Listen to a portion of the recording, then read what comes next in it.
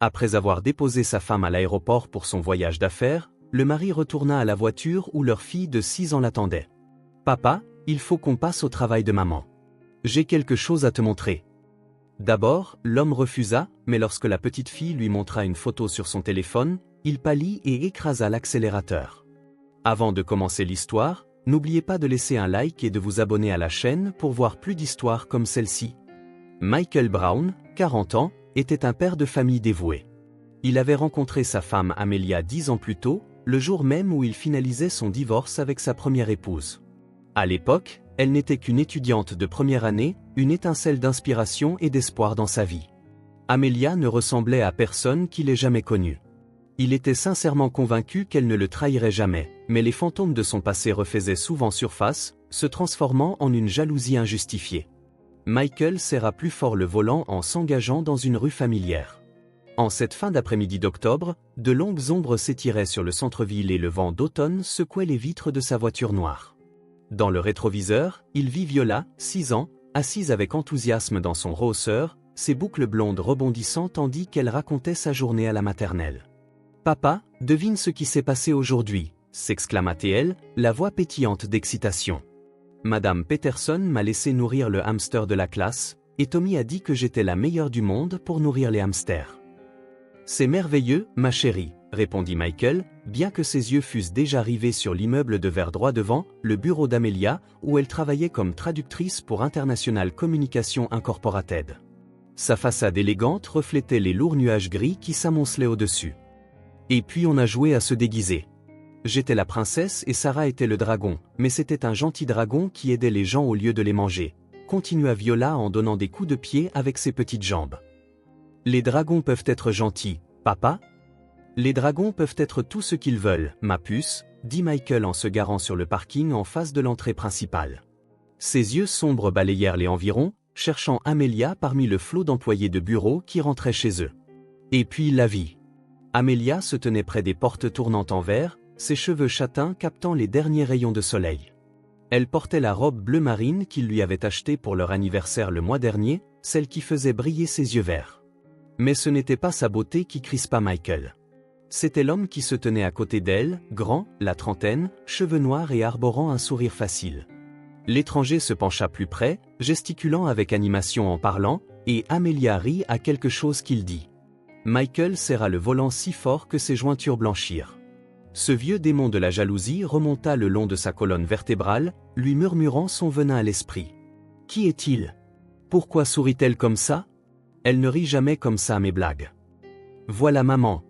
piailla Viola en collant son visage à la vitre. « Papa, klaxonne pour qu'elle nous voie. » Mais Amelia avait déjà repéré la voiture. Au moment où ses yeux croisèrent ceux de Michael à travers le pare-brise, son expression changea. Le sourire insouciant s'effaça. Elle s'éloigna rapidement de l'étranger, lui serra la main et se précipita vers la voiture. Michael remarqua une soudaine hâte dans sa démarche, comme si elle fuyait quelque chose. « Papa, pourquoi es-tu en colère ?» demanda Viola, sa voix plus basse maintenant, chargée de cette inquiétude instinctive que seuls les enfants possèdent lorsqu'ils sentent la tension. « Je ne suis pas en colère, ma chérie, » mentit Michael en forçant une expression calme. « Papa est juste fatigué du travail. » La portière passager s'ouvrit et Amelia se glissa sur le siège à côté de lui, apportant avec elle le parfum familier de sa vanille. « Salut, mes amours, » dit-elle joyeusement, se tournant pour caresser la joue de Viola. « Comment s'est passée la maternelle aujourd'hui, mon cœur ? » « Maman, j'ai nourri le hamster et Tommy a dit que j'étais la meilleure et on a joué au dragon et je me suis dit que peut-être les dragons peuvent être gentils s'ils le veulent, » débita Viola, son inquiétude précédente déjà oubliée dans la joie de voir sa mère. « Bien sûr qu'ils peuvent être gentils, » dit Amelia avec un sourire avant de se tourner vers Michael. Elle se pencha pour le baiser de bonjour habituel, mais il se détourna, feignant de vérifier les rétroviseurs en s'insérant dans la circulation. « Qu'est-ce qui ne va pas ? » demanda-t-elle doucement, un froncement de confusion plissant son front. « Pas devant Viola, » marmonna Michael entre ses dents, à peine plus fort qu'un murmure, en rejoignant le flot de l'heure de pointe. Amelia se renversa sur son siège, et Michael pouvait sentir son regard sur lui. Après 10 ans de mariage, elle connaissait toutes ses humeurs. Les épaules tendues, la mâchoire serrée, elle le lisait comme un livre ouvert. Même si elle ne connaissait pas encore la raison exacte, elle savait que quelque chose l'avait contrariée. Alors, Viola, dit Amelia après un moment, reportant son attention sur leur fille. Raconte-moi en plus sur ce hamster. Comment s'appelle-t-il? Monsieur Moustache. Et il a de toutes petites pattes qui tiennent la nourriture comme ça, démontra Viola avec ses mains. Et ses joues deviennent toutes gonflées quand il mange des graines. Michael essaya de se concentrer sur le bavardage innocent de sa fille, mais son esprit revenait sans cesse à cette scène devant le bureau d'Amelia. La façon dont cet homme se tenait si près, la façon dont elle riait, la façon dont elle s'était instantanément reculée quand elle l'avait vu observer. La circulation avançait au pas, donnant à Michael trop de temps pour réfléchir, trop de temps pour que les pensées empoisonnées s'enveniment. Il se souvint de la dernière fois où il s'était senti comme ça, il y a 3 ans, quand Amelia travaillait tard le soir sur un projet de traduction avec un collègue du consulat allemand. Il était devenu presque fou de suspicion, pour découvrir que le collègue était une femme de 60 ans nommée Ingrid, qui rappelait à Amelia sa propre mère. Mais cette fois, c'était différent, se dit-il. Cet homme était jeune, séduisant, la façon dont il la regardait. « Papa, tu as raté le virage !» cria Viola depuis la banquette arrière. Michael cligna des yeux, réalisant qu'il avait dépassé le chemin habituel pour rentrer à la maison. « Désolé, princesse. Papa était juste en train de penser. »« À quoi pensais-tu, papa ?» demanda Viola, pleine de la curiosité de ses 6 ans. « Juste au travail, mon bébé, » dit-il en prenant un virage à l'intersection suivante. Amelia resta silencieuse, mais il pouvait sentir sa tension égaler la sienne. Elle croisa les mains sur ses genoux, et son alliance capta la lueur des lampadaires qui s'allumaient dans le crépuscule grandissant. « Oh, maman !» s'écria soudain Viola en rebondissant sur son siège. « J'ai failli oublier. On doit faire des biscuits ce soir. Mademoiselle Davis a dit que tout le monde doit apporter une friandise pour la fête de demain. Et j'ai promis que j'apporterai les meilleurs biscuits du monde. Bien sûr, mon cœur. On aura le temps de préparer quelque chose ce soir, répondit Amelia, sa voix chaleureuse malgré la tension glaciale entre elle et Michael. Qu'est-ce que tu aimerais faire? Des sablés en forme de citrouille ou peut-être des cookies aux pépites de chocolat? On peut faire les deux? S'il te plaît, s'il te plaît, s'il te plaît, supplia Viola, joignant les mains dans une pose de prière exagérée. On verra combien de temps on a, rit Amelia. Et ce son déclencha une nouvelle vague de jalousie en Michael. Elle riait exactement comme ça avec cet étranger, de manière facile et insouciante. Ils se garèrent devant leur maison en briques à 2 étages. L'arbre dans le jardin avant avait viré au rouge vif, ses feuilles éparpillées sur la pelouse comme des gouttes de sang dans le crépuscule grandissant. Le dernier arrivé est un perdant, cria Viola, détachant sa ceinture de sécurité dès que Michael coupa le moteur. Attends-nous, ma chérie, cria Amelia après leur fille, qui courait déjà vers la porte d'entrée. Michael et Amelia marchèrent silencieusement le long de l'allée, des mots non dits flottant entre eux comme un brouillard. Une fois à l'intérieur, Viola courut immédiatement dans sa chambre pour jouer avec ses jouets, laissant ses parents seuls dans l'entrée. « Je vais me changer et commencer le dîner », dit Amelia doucement, évitant le regard de Michael. Michael hocha brièvement la tête et se dirigea vers son bureau, desserrant sa cravate en marchant. Mais 20 minutes plus tard, il se retrouva dans la cuisine, attiré par les bruits familiers de la maison, le cliquetis des casseroles, sa femme fredonnant doucement en travaillant, le rythme réconfortant de leur routine du soir. Amelia s'était changée en un jean délavé et l'un de ses vieux t-shirts d'université, ses cheveux relevés en un chignon désordonné. Elle se tenait à la table, mesurant de la farine dans un grand saladier, ses mouvements précis et exercés. Michael se versa un whisky de la bouteille qu'il gardait sur l'îlot de cuisine et s'approcha d'elle par derrière. Il enfouit son nez dans ses cheveux, respirant le parfum qu'il avait apaisé pendant 10 ans. « Pourquoi continues-tu à nous faire ça ?» demanda-t-il, la voix basse. Les mains d'Amelia se figèrent au-dessus du verre doseur. « Michael, de quoi parles-tu ?»« Tu sais très bien de quoi je parle, » murmura-t-il, son souffle réchauffant sa nuque. Le whisky déliait déjà sa langue et aiguisait ses soupçons. « Non, vraiment, je ne sais pas, » dit-elle, posant la farine et s'essuyant les mains avec un torchon avant de se tourner pour lui faire face. La confusion et une colère naissante vacillèrent dans ses yeux verts. « Pourquoi ne me le dis-tu pas ?» Michael étudia son visage, cherchant le moindre signe de tromperie, la moindre fissure dans son sang-froid qui pourrait révéler la vérité qu'il était sur qu'elle cachait. « Je t'ai vu aujourd'hui avec ce type devant ton bureau. Tu riais avec lui, assez proche pour le toucher. »« Ce type ?» Amelia haussa un sourcil. « Tu veux dire Thomas ? Il vient de commencer à travailler dans notre entreprise aujourd'hui. Il vient de Vancouver. Il avait besoin de savoir quel type de transport il pouvait prendre pour rentrer chez lui. Il y avait une pointe d'irritation dans sa voix, une que Michael avait entendue trop souvent. Il était nerveux pour son premier jour, alors j'essayais d'être amical. Michael posa son verre de whisky sur la table plus fort que nécessaire, et le liquide ambré frôla dangereusement le bord. Ça semblait plus que de l'amitié. La façon dont vous vous teniez proche, la façon dont tu lui souriais. « Oh, Michael !» explosa Amelia, levant les mains au ciel en signe de frustration. « J'ai souri à quelqu'un. J'ai aidé un nouveau collègue à prendre ses marques. C'est un crime ?» « Baisse la voix !» siffla Michael, jetant un coup d'œil vers le couloir où Viola jouait. « Je ne veux pas qu'elle nous entende nous disputer. »« Alors arrête de chercher des noises pour rien », rétorqua Amelia, baissant la voix jusqu'à un murmure. « Tu te souviens de ta jalousie envers Marcus du consulat suédois et David du cabinet d'avocats, et pratiquement tous les hommes avec qui j'ai travaillé. Quand est-ce que ça va s'arrêter ?» Michael sentit une honte familière s'insinuer dans sa colère, mais il ne pouvait pas s'arrêter. « C'est différent. La façon dont il te regardait, la façon dont tu le regardais. » « Comment est-ce que je le regardais, Michael ? Dis-moi exactement ce que tu penses avoir vu. » Il peina à trouver les mots pour exprimer le sentiment qui lui serrait la poitrine devant son immeuble de bureau. Comme si tu étais contente de le voir. Vraiment contente. Comme tu étais contente de me voir, avant. Toute force sembla quitter Amelia d'un coup. Ses épaules s'affaissèrent et elle s'appuya contre le comptoir, étudiant le visage de son mari avec une expression dangereusement proche de la pitié. « Mike, dit-elle doucement. Nous sommes ensemble depuis 10 ans. 10 années incroyables, belles, compliquées. Je ne suis pas Rebecca. Je ne serai jamais Rebecca. Quand cesseras-tu de me punir pour ce qu'elle t'a fait ?» La mention du nom de son ex-femme frappa Michael comme un coup de poing. Rebecca, qui lui souriait de la même manière qu'elle souriait à son amant. Rebecca, qui lui avait juré fidélité tout en planifiant de s'enfuir. Rebecca, qui lui avait appris que la confiance était un luxe qu'il ne pouvait plus se permettre. « Désolé, dit-il, ces mots rudes et brisés. » Il tendit la main vers celle d'Amelia, mais elle se retira et retourna à la préparation des biscuits. « Aide-moi avec ces cookies, dit-elle sans le regarder. Viola compte sur nous. » Ils travaillèrent en silence, côte à côte.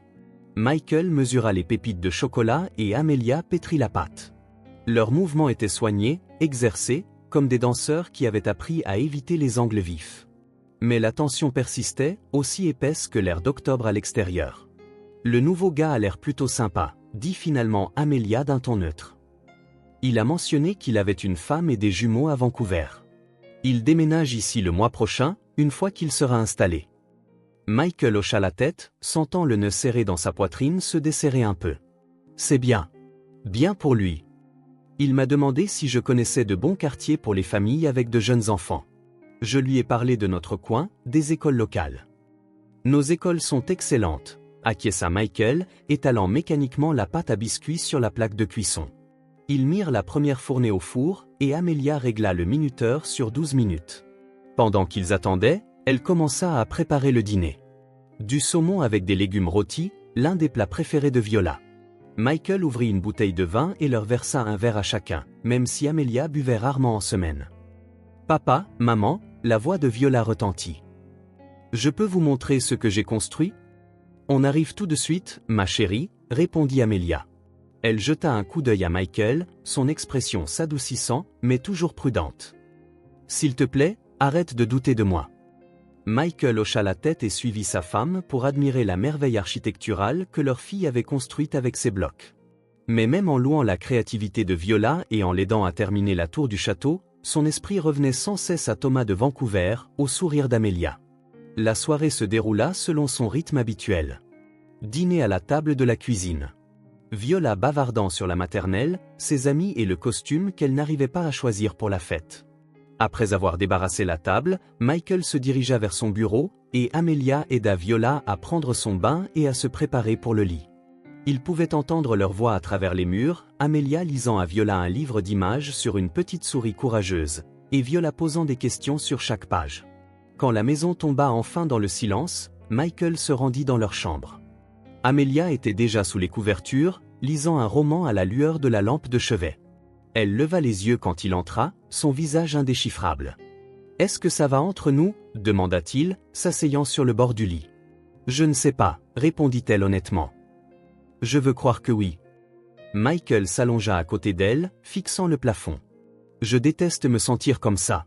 Je déteste ne pas faire confiance à mes propres instincts, ne pas te faire confiance, ne faire confiance à personne. Alors peut-être que tu devrais en parler à quelqu'un, suggéra doucement Amelia. Le docteur Patterson t'a aidé après le divorce. Peut-être qu'il peut t'aider à nouveau. Peut-être, dit Michael, bien qu'ils sachent tous les deux qu'ils n'iraient pas. Il se tourna vers elle, étudiant son profil dans la lueur de la lampe. Tu sais que je t'aime. Parfois, je pense que je t'aime trop et ça me rend fou. L'amour ne devrait pas te rendre fou, Michael.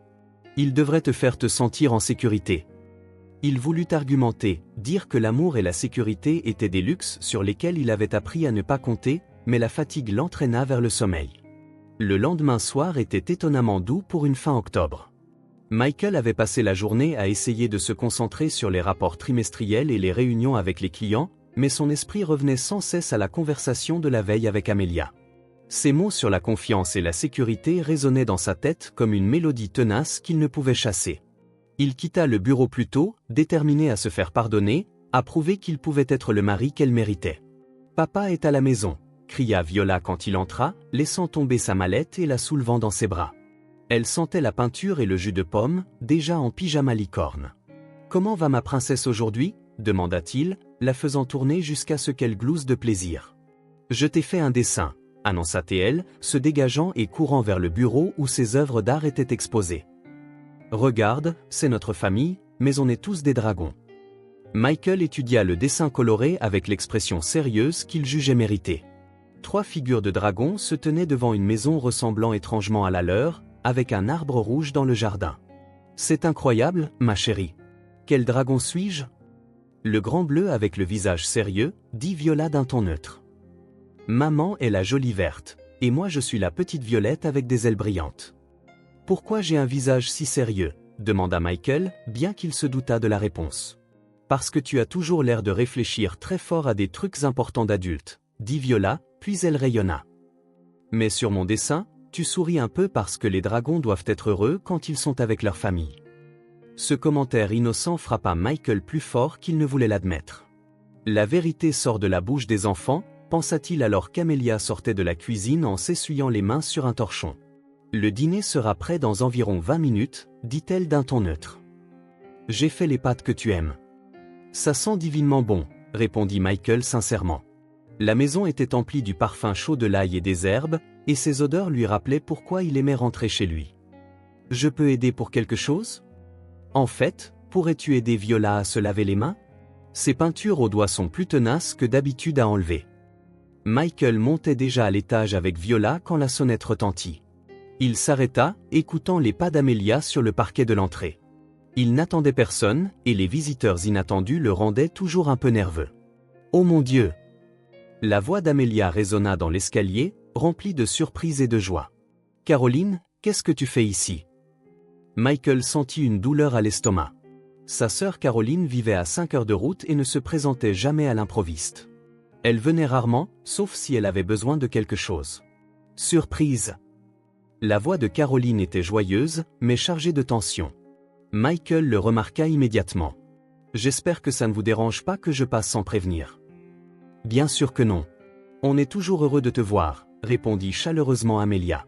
« Entre, entre. » Michael et Viola sont en haut, mais le dîner est presque prêt. Timing parfait. Michael finit rapidement d'aider Viola à se laver les mains, passant en revue les raisons possibles de la visite inattendue de Caroline. Aucune n'était bonne. « Papa, qui est en bas ?» demanda Viola en tirant sur sa manche. « C'est ta tante Caroline, ma chérie. Tu te souviens d'elle, n'est-ce pas? Elle est venue à ton anniversaire au printemps dernier. La rousse qui m'a apporté la boîte de tenue. » C'est ça. Michael força un sourire. « Allez, allons lui dire bonjour. » Ils trouvèrent Caroline dans le salon, assise sur le bord du canapé, portant encore son manteau. Elle semblait plus mince que dans le souvenir de Michael, ses cheveux châtains tirés en un chignon désordonné comme si elle y avait passé les mains. Des cernes sombres marquaient ses yeux, et son maquillage habituellement impeccable était un peu maculé. « Tante Caroline !» cria Viola, se précipitant sur elle avec une excitation enfantine et intrépide. « Salut ma belle », dit Caroline, serrant Viola fort dans ses bras. L'étreinte dura, et quand elle se recula, Michael la vit essuyer rapidement ses yeux. « Regarde-toi. Tu es presque plus grande que moi maintenant. »« Je n'ai que 6 ans, gloussa Viola. Mais Madame Peterson dit que je suis très mature pour mon âge. »« Ça, sans aucun doute, » dit Caroline, regardant Michael avec des yeux qui suppliaient silencieusement que tout soit normal, qu'il ne pose pas de questions devant Viola. « Caroline, » dit Michael doucement, traversant la pièce pour étreindre sa sœur. De près, il pouvait voir la tension sur son visage, le léger tremblement de ses mains alors qu'elle lui rendait son étreinte. « C'est une surprise. Combien de temps restes-tu ? » « Oh, juste quelques heures, » répondit-elle rapidement. « J'avais quelques courses à faire en ville et je me suis dit, pourquoi ne pas passer voir mon frère préféré et sa merveilleuse famille ? Tu arrives juste à temps pour le dîner, dit Amelia, apparaissant dans l'embrasure de la porte. Michael, pourrais-tu m'aider à mettre la table ? Alors qu'il se dirigeait vers la salle à manger, Caroline sortit de son grand sac en cuir un paquet emballé dans du papier. J'ai apporté quelque chose pour toi, Viola. Un cadeau ? Pour moi ?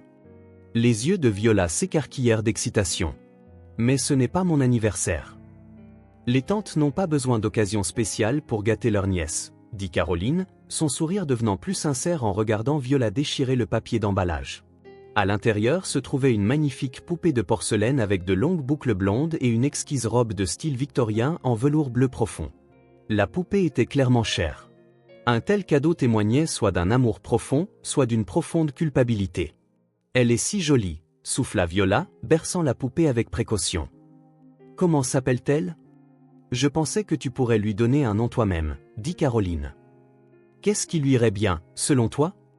Dame Tendresse, déclara Viola sans hésitation, faisant rire les adultes. Dame Tendresse, approuva solennellement Caroline. Un grand honneur pour un nom si remarquable. Le dîner fut calme. Caroline interrogea Viola sur la maternelle, complimenta la cuisine d'Amelia et partagea des histoires soigneusement éditées sur sa vie. Mais Michael remarqua qu'elle faisait traîner sa fourchette dans son assiette sans vraiment manger. Son rire était trop fort, et elle vérifiait constamment son téléphone. « Tante Caroline, tu as des enfants ?» demanda Viola entre deux bouchées de pâte. La fourchette de Caroline s'arrêta à mi-chemin de sa bouche. « Non, ma chérie.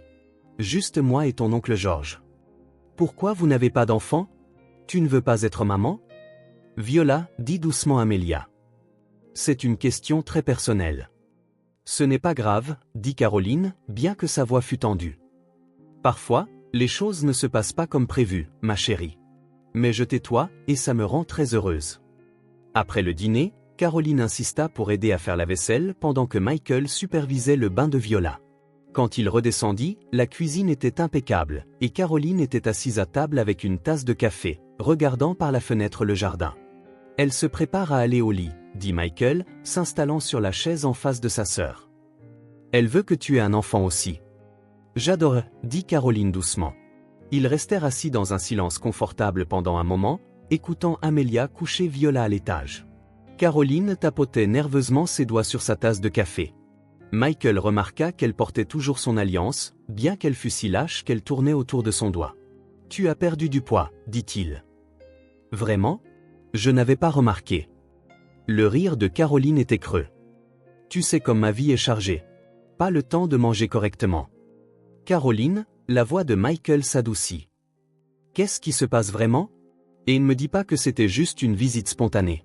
Tu détestes la spontanéité. » Avant que Caroline ne puisse répondre, la voix de Viola descendit de l'escalier. « Tante Caroline, je suis prête pour que tu me racontes mon histoire. »« J'arrive, ma chérie, » répondit Caroline, se levant de la table avec un soulagement évident. « On parlera plus tard. D'accord ?» Michael regarda sa sœur monter les escaliers, chaque instinct hurlant que quelque chose n'allait vraiment pas. Caroline était toujours responsable, toujours planificatrice. Elle ne faisait jamais de voyage impulsif de 5 heures et ne se présentait certainement pas à l'improviste avec des cadeaux coûteux et des cernes sous les yeux. 20 minutes plus tard, Caroline retourna à la cuisine où Michael sirotait un whisky en parcourant des papiers de travail. « Elle dort, » dit Caroline. « Cette gamine a assez d'énergie pour alimenter une petite ville. »« Elle tient ça d'Amelia, » dit Michael en fermant son ordinateur portable. Caroline, il faut qu'on parle. Et cette fois, je veux la vérité. Caroline se versa une autre tasse de café, bien qu'il fût près de 21 heures, et se rassit en face de lui. Elle enroula ses mains autour de la tasse comme si c'était la seule chose qui la gardait au chaud. « Tu as raison, dit-elle finalement. Ce n'était pas spontané. Je suis venue ici parce que j'avais besoin de te voir, de te parler en tête-à-tête. À propos de quoi ? Caroline prit une profonde inspiration, puis expira lentement. George a encore des ennuis. De gros ennuis, cette fois. Michael sentit sa mâchoire se contracter involontairement. George, le mari de Caroline depuis 3 ans, était un homme charmant avec un sourire éblouissant et une addiction au jeu qui avait déjà coûté à la famille de Michael plus d'argent qu'il n'aurait jamais imaginé. « Combien ?» demanda Michael sèchement. « Cette fois, ce n'est pas seulement une question d'argent, » dit rapidement Caroline. « Enfin, ce n'est pas que ça, mais c'est plus compliqué. Caroline, dis-moi juste ce qui s'est passé. » Elle fixa sa tasse de café, sa voix à peine plus forte qu'un murmure. « Il a emprunté de l'argent à des gens.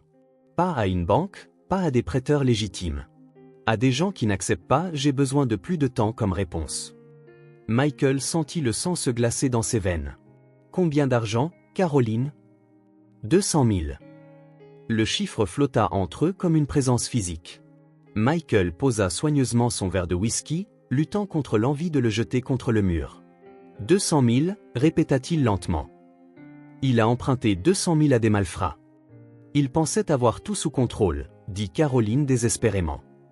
C'était une partie à gros enjeux et il était sûr de pouvoir gagner assez pour rembourser toutes ses autres dettes et nous remettre sur pied. Mais au lieu de ça, il a tout perdu. Tout, plus ce qu'il a emprunté pour entrer dans la partie. La voix de Caroline tremblait. « Michael, ils sont venus chez nous hier.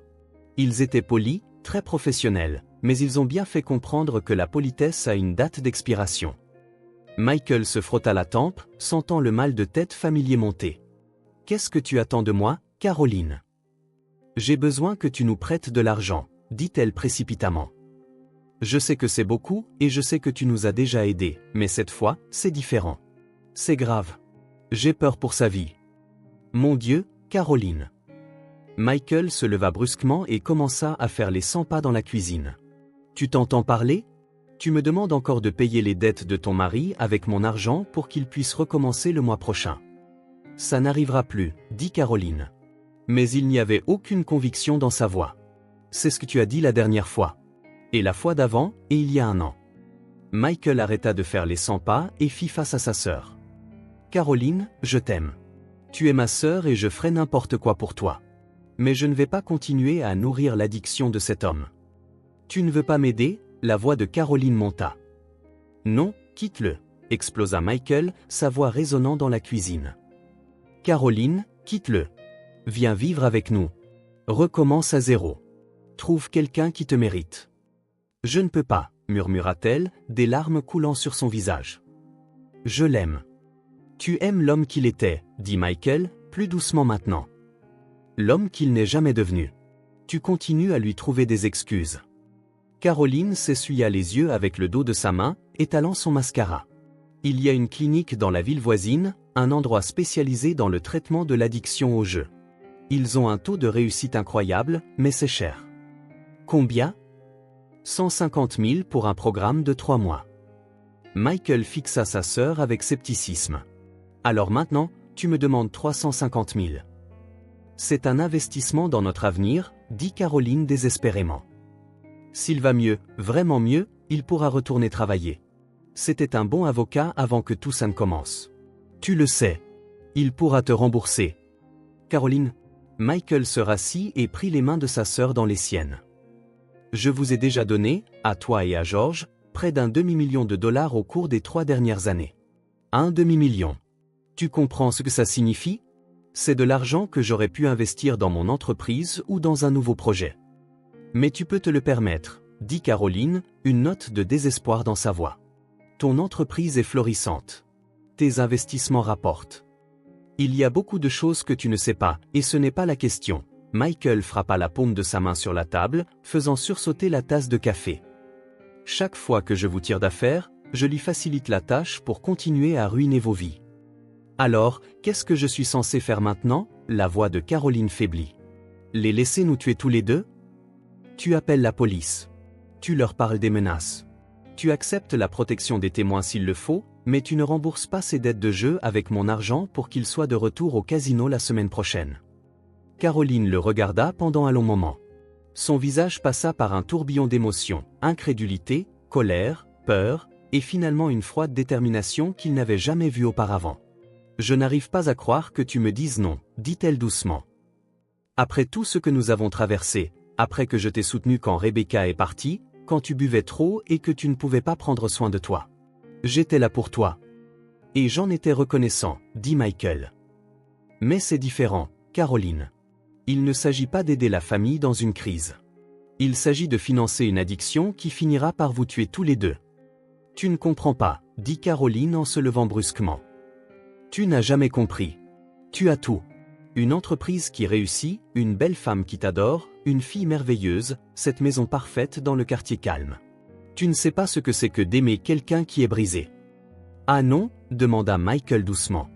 Caroline, j'ai été marié à Rebecca pendant 8 ans. Je sais exactement ce que c'est que d'aimer quelqu'un qui est brisé, et je sais ce que c'est que de réaliser que parfois, l'amour ne suffit pas.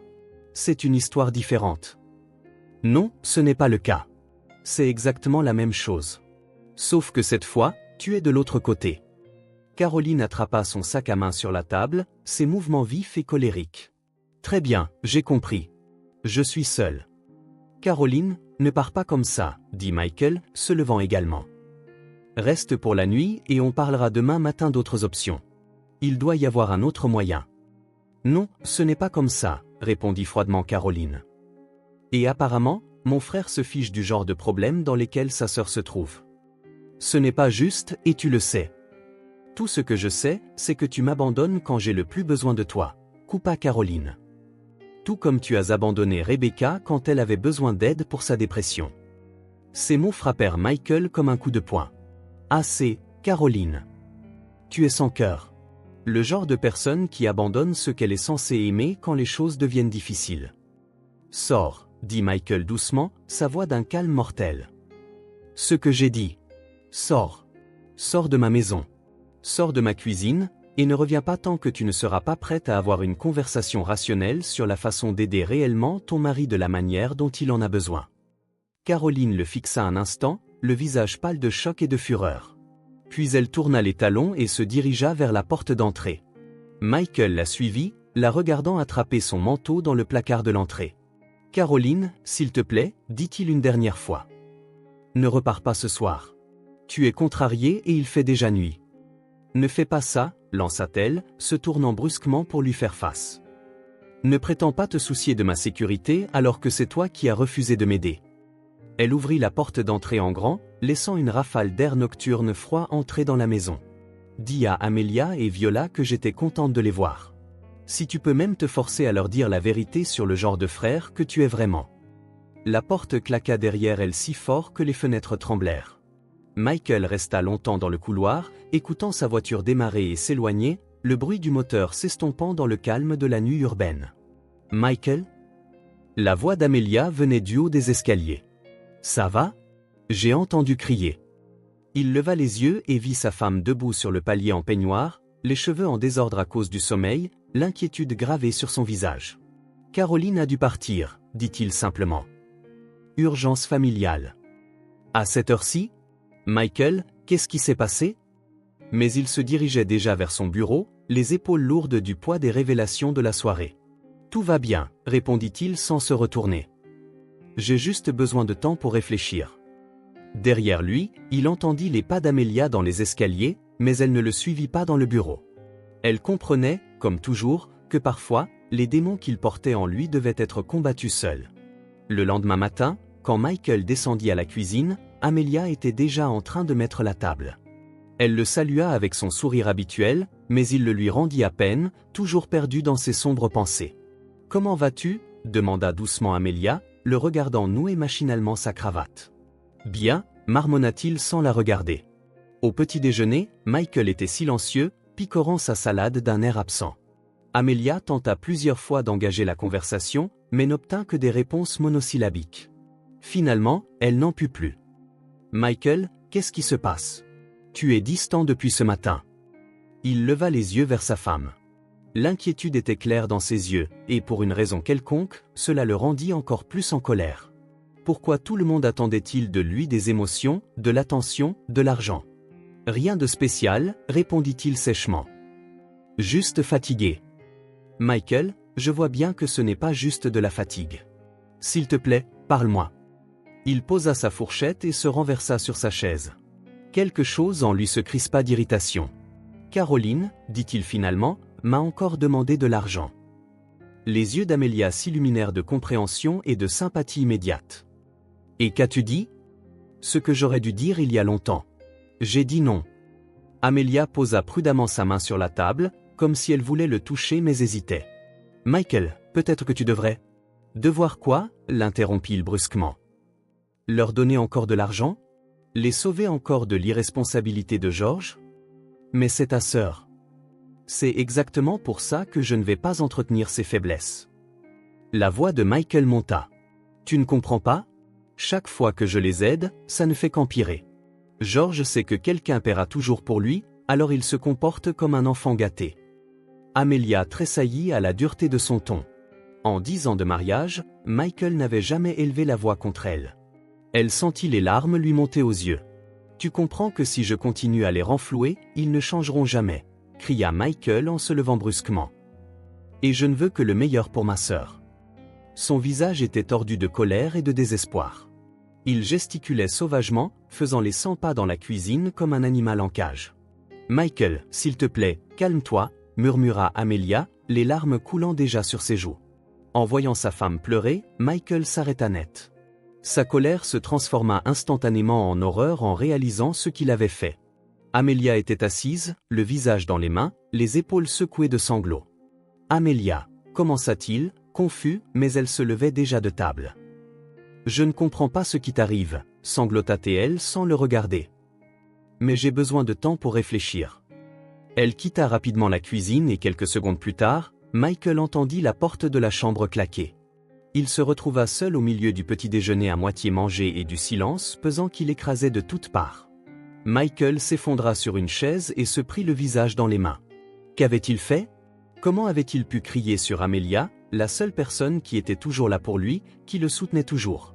La culpabilité le rongeait de l'intérieur, mêlée à la colère contre lui-même. Il alla à la porte de la chambre et frappa doucement. Amelia, mon cœur, je peux entrer. Pas de réponse. Il colla son oreille à la porte et entendit des sanglots étouffés. Son cœur se serra de douleur. Amelia, s'il te plaît, ouvre. Je veux m'excuser. Va-t'en, vint la voix de derrière la porte. J'ai besoin d'être seul. Amelia, je ne partirai pas tant que nous n'aurons pas parlé. Je sais que j'ai eu tort. La porte s'ouvrit. Amelia se tenait dans l'embrasure, les yeux rouges de larmes. Michael se sentit comme la pire personne au monde. Je suis désolé, dit-il doucement. S'il te plaît, pardonne-moi.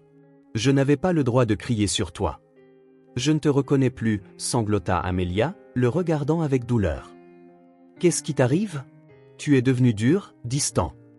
Michael tendit les bras et elle le laissa la serrer contre lui. Il sentit son corps trembler. Mon cœur, je ne voulais pas te le dire, mais l'entreprise a des problèmes, admit-il finalement en lui caressant les cheveux. De sérieux problèmes. Je vais peut-être devoir licencier du personnel ou même fermer une des divisions. Amelia se recula et le regarda dans les yeux. Mais qu'est-ce que ça a à voir avec moi? Elle ne comprenait pas. Pourquoi te venger sur tes proches? Sur moi? Je ne voulais pas. C'est juste que tout est arrivé en même temps. L'entreprise s'effondre, Caroline n'arrête pas de demander de l'argent qui pourrait bientôt ne plus être là, et je ne sais pas comment sauver tout le monde. Michael, tu n'as pas à sauver tout le monde, dit doucement Amelia. Et certainement pas aux dépens de notre mariage. Il hocha la tête, réalisant qu'elle avait raison. Ils se réconcilièrent, mais l'atmosphère à la maison resta tendue. Michael essayait de se contenir, mais Amelia sentait qu'il marchait sur le fil du rasoir.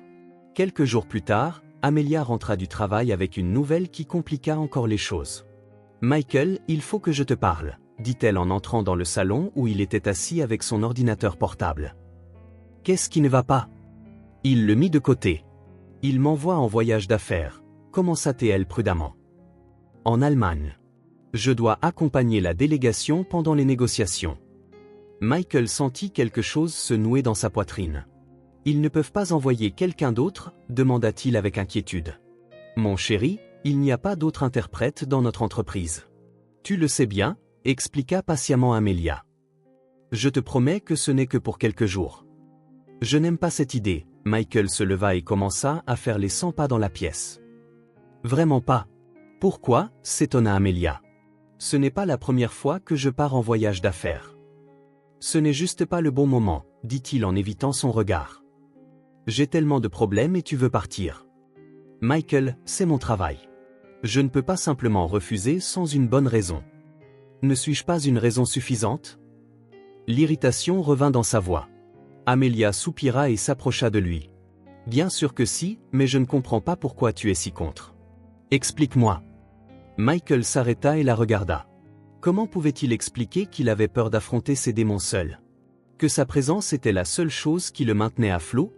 J'ai besoin que tu sois là avec moi, admit-il finalement. Surtout maintenant. Chérie, je sais que tu traverses une période difficile, mais je ne peux pas être ta béquille émotionnelle tout le temps. J'ai des responsabilités, une carrière, moi aussi.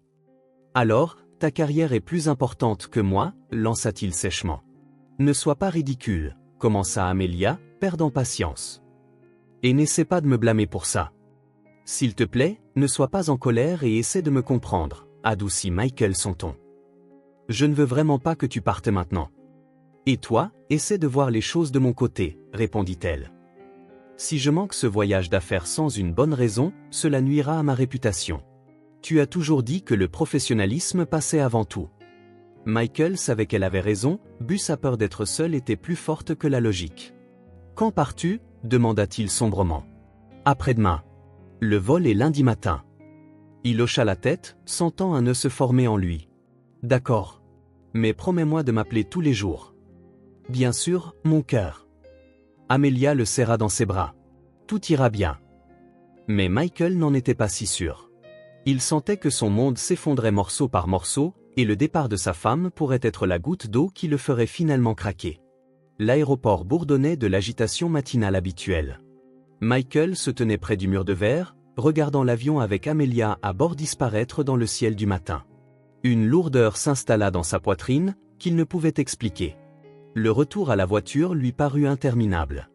Il repassa sa liste de choses à faire dans sa tête.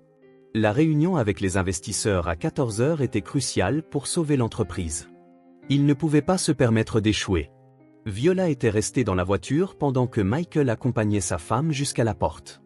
Il remonta et s'apprêtait à quitter le parking quand sa fille se pencha soudain en avant. « Papa, on doit passer au travail de maman », dit-elle d'un ton inhabituellement sérieux pour son âge. « Je veux te montrer quelque chose. » Viola, maman est en voyage d'affaires, tu te souviens? Elle n'est pas au bureau, répondit Michael d'un air distrait, regardant dans le rétroviseur. Papa, regarde, insista la fillette en lui tendant son téléphone.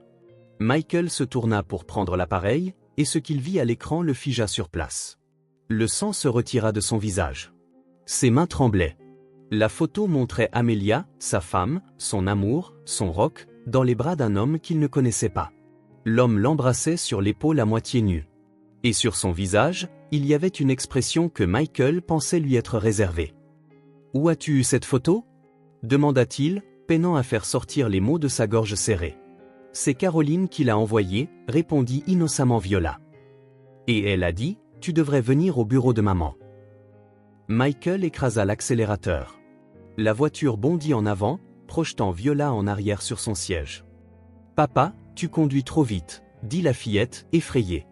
Mais Michael ne l'entendait pas. Des images tourbillonnaient dans son esprit. Amelia dans les bras d'un autre homme. Son mensonge sur le voyage d'affaires, sa soudaine froideur des dernières semaines. Comment avait-il pu être si aveugle? Comment avait-il manqué tous les signes? Il essaya d'appeler sa femme plusieurs fois, mais son téléphone était injoignable. Bien sûr, pensa-t-il amèrement. Elle est occupée.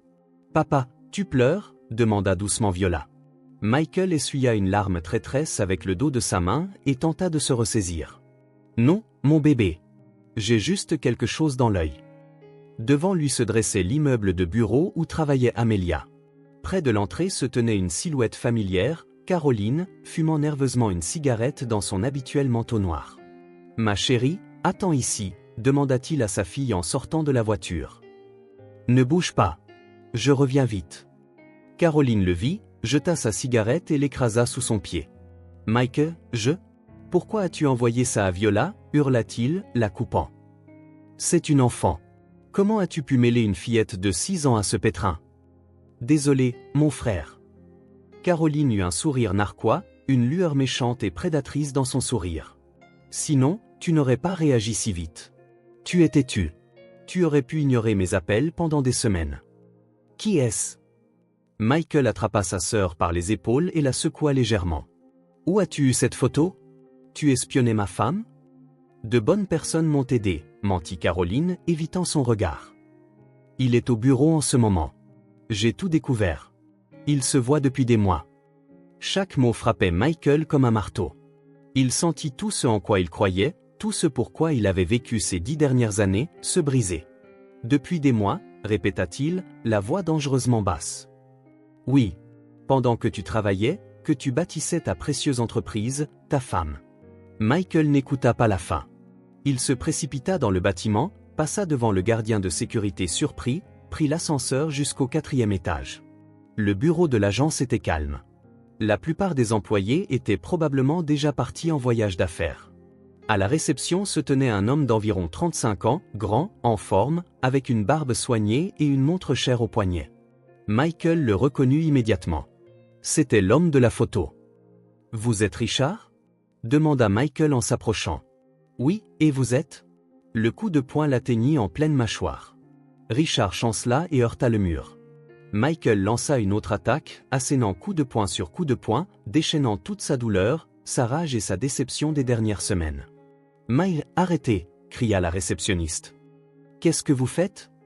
Plusieurs hommes des bureaux voisins accoururent et luttèrent pour arracher Michael de Richard, qui était assis par terre avec le nez cassé. « Appelez la police !» gémit Richard en pressant une serviette en papier ensanglantée sur son visage. « Je sais ce qui se passe entre vous et ma femme » siffla Michael en essayant de se libérer des hommes qui le tenaient. « Je sais tout. De quoi parlez-vous » Richard le regarda avec une confusion sincère. « Je ne comprends pas. » Mais Michael ne l'entendait plus. Une demi-heure plus tard, la police arriva et l'emmena au poste. Les 2 jours suivants furent un cauchemar pour Michael. La cellule de garde à vue, les interrogatoires, des heures interminables avec des pensées tourbillonnant comme des éclats d'un miroir brisé. Il imaginait Amelia dans les bras d'un autre homme et chaque fois, son cœur se brisait en 1000 morceaux. Finalement, le 3e jour, on le relâcha. En quittant le poste, il vit des silhouettes familières. Amelia, debout à côté de Richard, l'homme qui l'avait frappé. L'épuisement et la confusion se lisaient sur son visage. « Qu'est-ce qu'il fait ici ?» demanda Michael sèchement, hochant la tête en direction de Richard. « Richard a retiré sa plainte à ma demande », répondit calmement Amelia. « Tu devrais t'excuser auprès de lui. »« M'excuser de quoi ?» Michael sentit sa colère remonter. « De coucher avec toi ?»« Quoi ?» s'exclamèrent Amelia et Richard en même temps. « Quelle bêtise racontes-tu » Les yeux d'Amelia s'écarquillèrent, une confusion sincère dans sa voix. Michael sortit le téléphone de sa fille de sa poche et le tendit à sa femme. « Tiens, regarde ton œuvre. » Amelia prit le téléphone, regarda l'écran, et son visage se tordit d'indignation. « Michael, tu as perdu la tête » s'exclama-t-elle. « Tu es devenu complètement fou ?»« Regarde la qualité de l'image » interrompit Richard en se penchant sur l'écran du téléphone. « C'est un photomontage évident. Je te le dis en tant qu'informaticien. Il y a des tas d'artefacts, des ombres non naturelles. » Michael regarda attentivement la photo. Maintenant que Richard soulignait les détails, il remarqua en effet quelque chose d'anormal. Le corps d'Amelia semblait étrangement tordu. Les bords étaient flous. L'éclairage était mauvais. « Alors il n'y a jamais rien eu entre vous deux ?» demanda-t-il lentement, sentant son monde basculer. « Non » répondit Amelia avec indignation. « Richard est mon collègue. Nous travaillons parfois sur les mêmes projets. Mais il n'y a jamais rien eu entre nous. Je suis marié, » ajouta Richard en montrant son alliance. « Et j'aime beaucoup ma femme. » Sur le chemin du retour, Michael essaya de s'excuser auprès d'Amelia à plusieurs reprises, mais les mots restaient coincés dans sa gorge. Comment avait-il pu croire un tel mensonge ? Comment avait-il pu douter de la femme qu'il avait soutenue pendant 10 ans? Amelia, commença-t-il. Pas maintenant, le coupa-t-elle, regardant par la fenêtre. J'ai besoin de temps pour réfléchir. À ce moment, son téléphone sonna. En voyant le numéro de son assistant du bureau, Michael se tendit. Monsieur Brown, dit une voix inquiète, nous avons un problème. L'investisseur principal a refusé de signer le contrat. Quoi? Comment a-t-il pu refuser? Michael sentit le sol se dérober sous ses pieds. Merde, cria-t-il dans le téléphone. On ne peut rien faire? Monsieur Brown, vous avez manqué la réunion, tenta d'expliquer l'assistant. Monsieur Johnson vous a attendu pendant 2 heures puis a dit qu'il ne traiterait pas avec des partenaires peu fiables. Michael ferma les yeux. La réunion. Il avait complètement oublié la réunion d'une importance capitale en chassant des fantômes. Quand ils arrivèrent à la maison, Caroline était dans le salon, jouant à un jeu de société avec Viola. « Papa !» cria joyeusement la fillette en courant vers lui. Michael serra sa fille dans ses bras, mais son regard était fixé sur sa sœur. Il attrapa la main de Caroline et la conduisit à son bureau. « Où as-tu eu cette photo ?» siffla-t-il à son oreille, serrant sa main plus fort. « Et ne me mens plus. »« Pardonne-moi » se mit à pleurer Caroline, voyant la fureur dans les yeux de son frère. « J'avais besoin d'argent, et M. Martinez m'a donné la somme que je demandais en échange de l'envoi de cette photo. » Martinez. Michael sentit le sang lui monter à la tête. Ce salaud était son principal concurrent. Maintenant, tout prenait sens. José Martinez, propriétaire de la plus grande entreprise de logistique, tentait d'avaler l'entreprise de Michael depuis des années. Et maintenant que Michael avait déjà des difficultés financières, j'avais déjà des problèmes avec l'entreprise et maintenant, à cause de toi, j'ai perdu l'investisseur principal, continua-t-il de crier. Tu comprends que tout ça a été planifié? Martinez était au courant de ma réunion, il savait comment me frapper là où ça fait mal. Je ne savais pas. Frère, je voulais juste de l'argent pour George, tenta d'expliquer Caroline, des larmes coulant sur ses joues. Sors de ma maison, cria Michael en montrant la porte. Je ne veux plus jamais te revoir ici. Tu m'as trahi. Tu as trahi ta propre famille. Caroline attrapa son sac à main en pleurant et sortit en courant de la maison. Ce soir-là, Michael était assis dans son bureau, fixant les documents. L'entreprise était au bord de la faillite. À cause des agissements de sa sœur, il avait perdu non seulement l'investisseur clé, mais aussi sa réputation. Qui voudrait faire des affaires avec un homme qui entraînait si facilement tout vers le fond? Tout va bien, mon cœur. Amelia entra dans le bureau et le serra dans ses bras par derrière. Je suis sûr que tu vas t'en sortir. Je ne sais pas si j'ai la force de tout recommencer, répondit Michael en se pressant contre sa main. Je suis avec toi, alors nous allons y arriver, dit-elle doucement. Nous allons traverser ça. Comme toujours. Et ils y arrivèrent. Grâce au soutien d'Amelia, qui non seulement pardonna son erreur folle mais l'aida aussi à restaurer sa réputation professionnelle, Michael réussit à remettre l'entreprise sur pied. C'était presque repartir de zéro, mais leur amour survécut aussi à cette épreuve. Il ne reparla jamais à sa sœur. Caroline, laissée sans le soutien de son frère, réalisa finalement que son mari George était en effet un joueur invétéré et sans espoir. Elle divorça et déménagea dans une autre ville. Mais Michael ne lui pardonna jamais sa trahison.